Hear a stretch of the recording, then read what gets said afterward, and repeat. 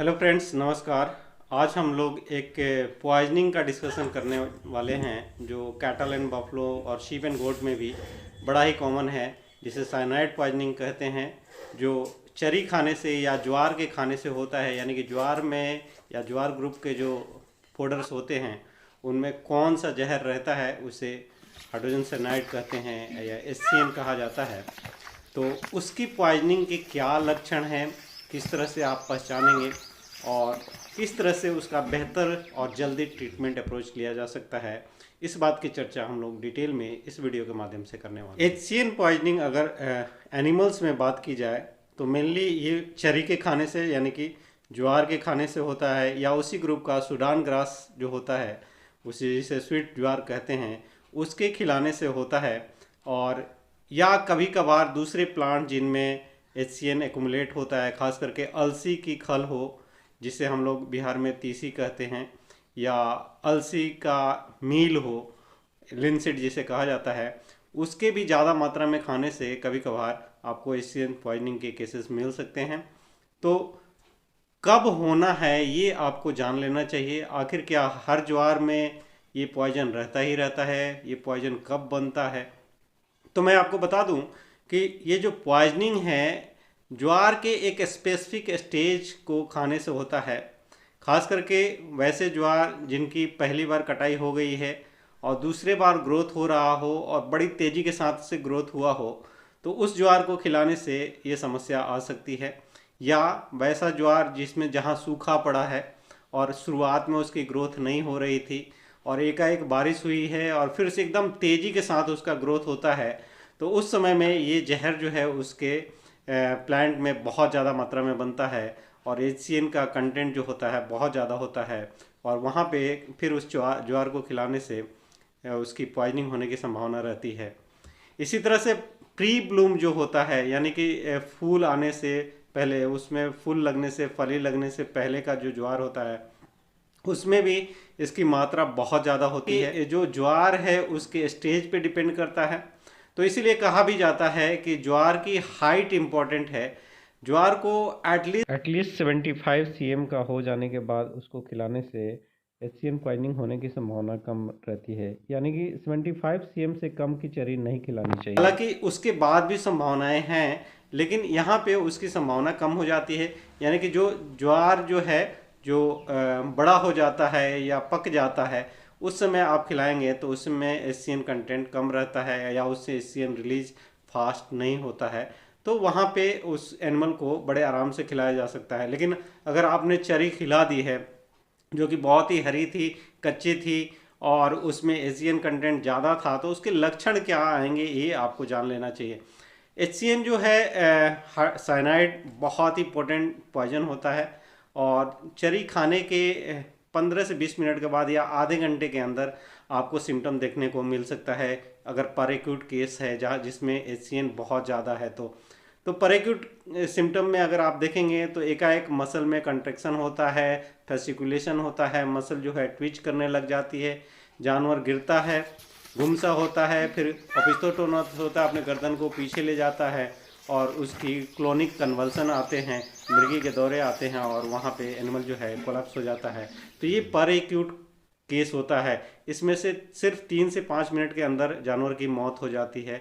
तो इस तरह का अगर केस आ गया है तो इमीडिएटली आपके फार्म में है तो आपको वो जो ज्वार है या जो चरी है उसको इमीडिएटली आपको खिलाने से बंद कर देना चाहिए। लेकिन जब एक्यूट केस रहता है जहाँ पे मात्रा कम रहती है तो उसमें आपको कई एनिमल में एक साथ इस तरह के सिम्टम्स मिलेंगे, जिसमें इनिशियल साइन जो होता है वो एनिमल लड़खड़ा के चलता है या फिर उसका गेट जो है वो एकदम अनकोऑर्डिनेटेड हो जाता है, पीछे से खड़ी नहीं हो पाती है, हाइपर सलाइवेट करती है, लार बहुत ज़्यादा गिरता है पानी की तरह, आँखों से आंसू गिरता है। उसके बाद आँखें की पुतलियाँ जो होती हैं फुली डायलेटेड होती हैं। ये टिपिकल इंडिकेटर है अगर आपने हरी चरी खिलाई है तो कि उसमें साइनाइड पॉइजनिंग हो। इसमें जो टिपिकल होता है वो आई कलर होता है। तो आई जो होगा मिकोसा जो होगी वो ब्रिक रेड होती है, एकदम ब्राइट रेड होती है। टर्मिनल स्टेज में वो साइनोटिक हो जाती है, यानी कि ब्लू कलर की हो जाती है। तो अगर ब्रिक रेड म्यूकस मेम्ब्रेन है और साथ ही साथ वो सलाइवेट कर रही है, चलने में स्टम्बल कर रही है, खड़ी नहीं हो पा रही है। तो ये सारी चीज़ें इंडिकेट करती हैं कि आपके एनिमल को साइनाइड पॉइजनिंग है।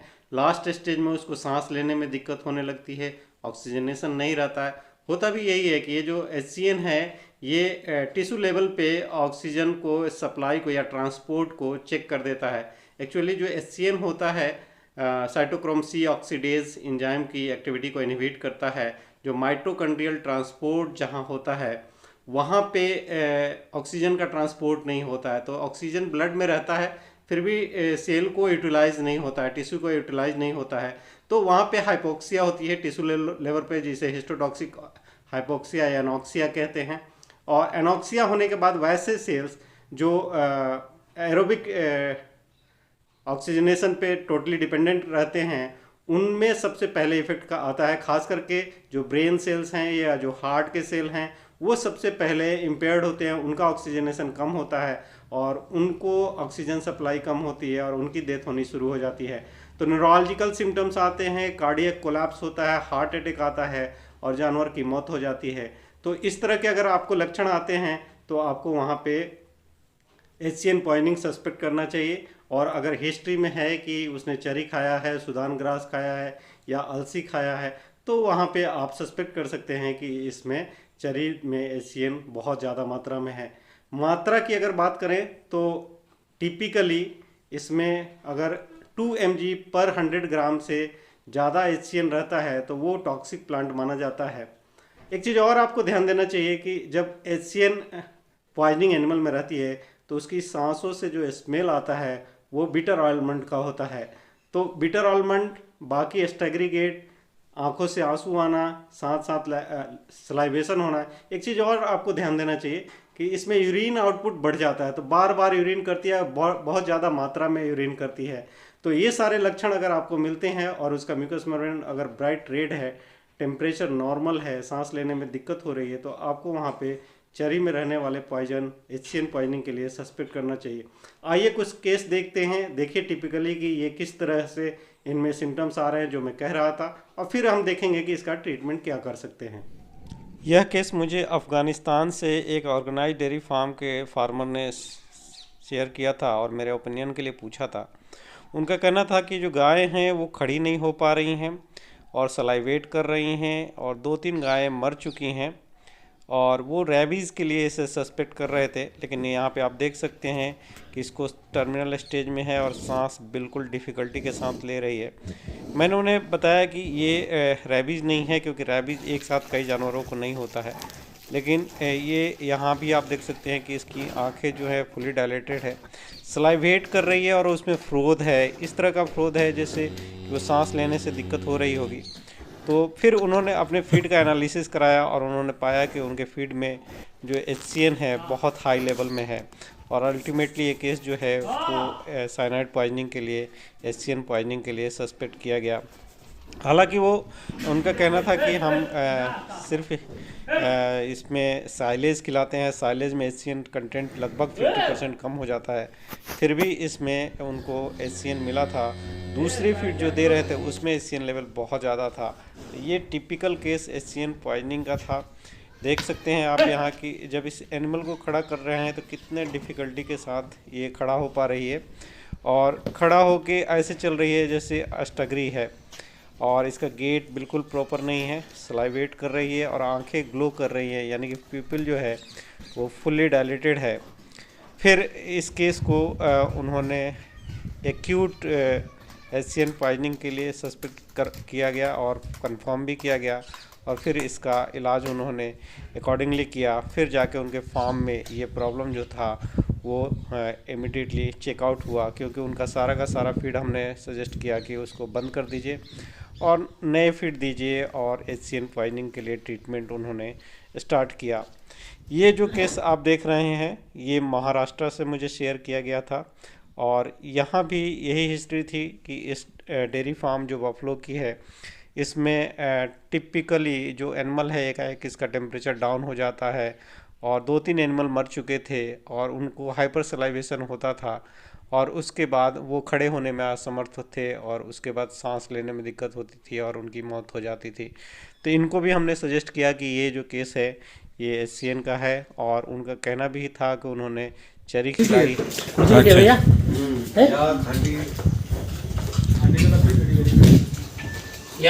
एक ये है जो बैठी है, टेम्परेचर नॉर्मल है, 100 है, ये भी टेम्परेचर नॉर्मल है। और इससे पहले बफेलो डेथ हो गई है, और गर्दन ऐसे चिन नीचे सलाइवेशन वगैरह डेथ हुई थी उसके आसपास। अगर ट्रीटमेंट की बात की जाए तो जो गोल्ड स्टैंडर्ड एंटीडोट माना जाता है वो हाइड्रोक्सीकोबालामीन है।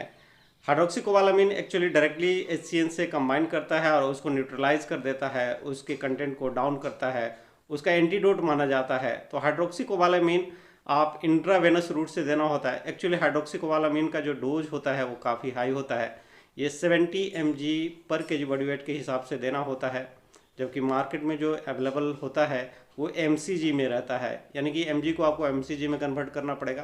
तो टोटल डोज जो होता है वो बहुत हाई होता है। उसको आप नॉर्मल सलाइन में मिक्स करके 15 ml तक आईवी इन्फ्यूजन करते हैं 70 mg पर केजी बॉडी वेट से, तो फिर वो इमीडिएट रिलीफ मिलता है।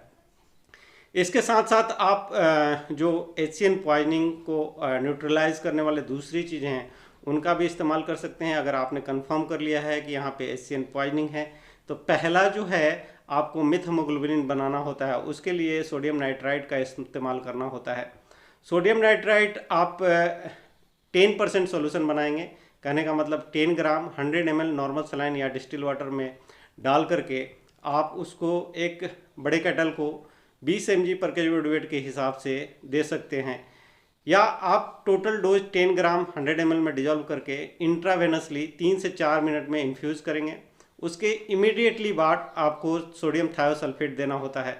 अगर टोटल डोज की बात करें तो एक केटल के लिए ये 50 gram sodium thiosulphate 200 ml distil water या 200 ml आप नॉर्मल सलाइन में मिक्स करके उसे डिजॉल्व करके आप इंट्रावेनसली उसके सोडियम नाइट्राइट देने के बाद उसको दे सकते हैं स्लो।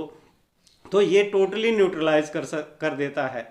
सोडियम थायोसल्फेट के इंजेक्टेबल्स ह्यूमन में अवेलेबल हैं, सोडियम नाइट्राइट के भी इंजेक्शन ह्यूमन में अवेलेबल है, लेकिन वेटनरी में इसका डोज बहुत ज़्यादा होता है कैटल एंड बफलो में। तो आप डायरेक्टली जो अवेलेबल मार्केट में हैं पाउडर इसके आते हैं उनका इस्तेमाल आप करके उसको डिजॉल्व करके भी आप बना सकते हैं, और उसको आईवी इन्फ्यूज़ करेंगे तो वहाँ पर न्यूट्रलाइज हो जाता है। इसमें आप साथ में अगर ओरल सोडियम थायोसल्फेट देंगे तो ज़्यादा इफेक्टिव होता है, या जो सस्पेक्टेड केसेस हैं किसी फार्म में ये हो गया है, कुछ में सिम्टम नहीं आ रहा है, बाकियों में आ चुका है, तो जिनमें नहीं आ रहा है उनमें भी आप 30 ग्राम सोडियम थायोसल्फेट ओरली दे सकते हैं। ओरल सोडियम थायोसल्फेट देने से बेनिफिट होता है। एक्चुअली अगर देखा जाए तो रूमेन का पीएच जो है वो डिटरमाइन करता है एचसीएन के रिलीज़ के लिए। अगर प्लांट में एचसीएन है और पीएच 6.5 से 7 है या अल्कलाइन साइड में है तो उस कंडीशन में एचसीएन ज़्यादा रिलीज होता है, यानी कि अगर एसिडिक पीएच रहता है तो एचसीएन रिलीज नहीं होता है और उसकी टॉक्सिसिटी को काउंटरैक्ट किया जा सकता है। तो एसिडिक पीएच आप कर सकते हैं, इसके लिए आप एसिटिक एसिड दे सकते हैं जिसे विनेगार कहते हैं। विनेगार आप अगर खिलाएंगे तो वहाँ पे रुमिनल पीएच जो होगा वो एसिडिक साइड को चला जाएगा, तो रिकवरी फास्ट हो जाती है। या आप उनको ग्रीन्स एकदम रोक करके वहाँ पे कंसनट्रेट फीडिंग करेंगे तो कंसनट्रेट से भी पीएच लोअर साइड को जाता है, और लोअर पीएच रहेगा तो वहाँ पे एचसीएन रिलीज होना कम हो जाएगा। तो इस तरह से एक ये सपोर्टिव अप्रोच है जिसमें आपको इस्तेमाल करके एचसीएन पॉइजनिंग अगर किसी फार्म में है तो ये प्रोटोकॉल फॉलो करना चाहिए। दूसरा एक चीज़, ये वाटर के साथ अगर बहुत जल्दी मिक्स होता है और रिलीज इसका बढ़ जाता है तो पानी को आपको रिस्ट्रिक्ट करना चाहिए, पानी पिलाने के लिए कुछ देर के लिए बंद करना चाहिए। जिन जानवरों में या जिस फार्म में एशियन पॉइजनिंग के केसेस मिल रहे हैं वहाँ पे आप पानी रोक सकते हैं। जो कॉमन एंटीडोट आते हैं खास करके एक्टिवेटेड चारकोल, उनका बहुत ज़्यादा इसमें रोल नहीं है, तो एक्टिवेटेड चारकोल देने की आवश्यकता यहाँ पे नहीं है। इसी तरह से एट्रोपिन सल्फेट का यहाँ पे कोई भी रोल नहीं है, तो एट्रोपिन सल्फेट भी यहाँ पे इस्तेमाल नहीं करना चाहिए, उससे कोई भी फ़ायदा नहीं होने वाला है, दूसरे कॉम्प्लिकेशंस होंगे। तो जो ट्रू एंटीडोट हैं उनका इस्तेमाल आप कर सकते हैं, जो सस्पेक्टेड एनिमल हैं जहाँ पे आपको ये कंफर्म नहीं है कि इसमें साइनाइड पॉइजनिंग है या नाइट्राइट पॉइजनिंग है, क्योंकि दोनों में ही सिम्टम लगभग सेम आते हैं, तो वहाँ पे आप मिथिलीन ब्लू का भी इस्तेमाल कर सकते हैं। मिथिलीन ब्लू नाइट्राइट पॉइजनिंग के लिए यूज किया जाता है, लेकिन दोनों अगर सस्पेक्शन है 2 केसों में तो आप वहाँ पे मिथिलीन ब्लू का भी इस्तेमाल सकते हैं। तो इस तरह से अगर आप होलिस्टिक अप्रोच लेंगे तो एक्यूट केसेस जो पर एक्यूट नहीं है, क्योंकि पर एक्यूट में तो आप वहाँ पहुँच ही नहीं पाएंगे, या जो फार्म में इस तरह का आउटब्रेक हो रखा है उसको आप सेव कर पाएंगे। तो ये तो हुई कि एक्यूट और पर एक्यूट केसेस के क्या सिम्टम्स हैं, उनका इलाज क्या करना है। अगले वीडियो में हम लोग देखेंगे कि क्रोनिक साइनाइड पॉइजनिंग के क्या लक्षण होते हैं और फिर उसमें किस तरह से ट्रीटमेंट अप्रोच लेना है। तो मुझे लगता है कि ये वीडियो आप लोगों को फील्ड में ज़रूर मदद करेगा। अगर आपको लगता है कि मैं आपको किसी तरह से एडुकेट कर पा रहा हूँ तो आप मेरे चैनल को सब्सक्राइब करें अभी तक अगर आपने सब्सक्राइब नहीं किया तो, और अपने दोस्तों के साथ शेयर करें। धन्यवाद, नमस्कार।